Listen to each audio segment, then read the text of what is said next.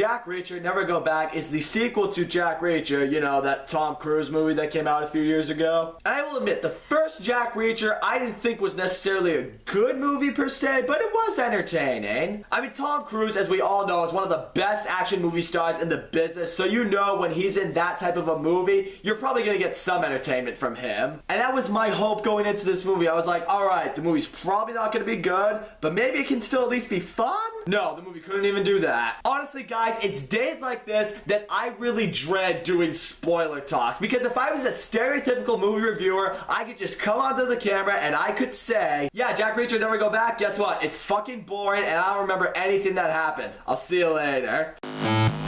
No, but because I decided to do spoiler talks, I actually have to walk out of shitty movies like this and remember what happened so I can talk about them this way. And honestly, despite all that, I really can't even remember what did happen in this movie, so here's my attempt at a spoiler talk for Jack Reacher Never Go Back. So this shit pile opens up and Jack Reacher is still doing, you know, what he's always been doing, you know, just going wherever he wants and kicking ass along the way. And then he calls Kobe Smulders, I think that's how you pronounce her last name.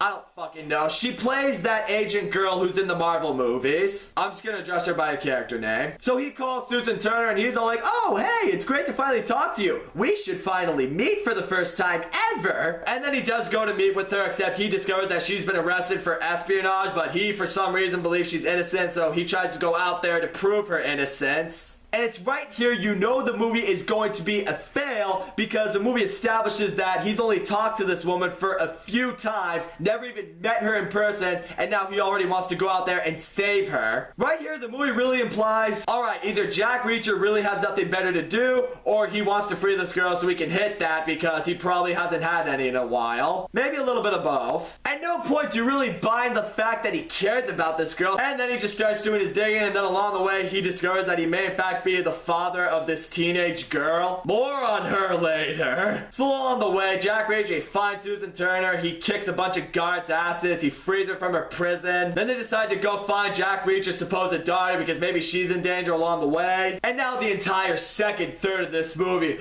oh my gosh. This is where the movie is just brought to a grinding freaking halt. Because all it really is Jack Reacher trying to do a little bit more digging into this mystery of, oh, who was it that framed Susan Turner? And also him trying to make an effort to bond with his daughter. It is so slow and so boring. Here's a little piece of advice I can give. If you're someone who hasn't gotten a lot of sleep lately, if you're having trouble sleeping, here's what you do. Have yourself half a Xanax or a little cup of ZzzQuil and watch the second third of Jack Reacher Never Go Back. Within the first 10 minutes, you will tip the fuck over and have the greatest sleep of your life. You're welcome. Seriously though, I have no idea how many times I was getting close to nodding off in this movie. I mean, holy shit. But anyways, what it is that makes the second third so awful is the fact that, one, this whole mystery you don't really get behind because you don't really care about any of the characters in this movie. And any of the investigation or deciphering or ass kicking that may go in along the way, none of it sucks you in. And here's where Jack Reacher's daughter really shines.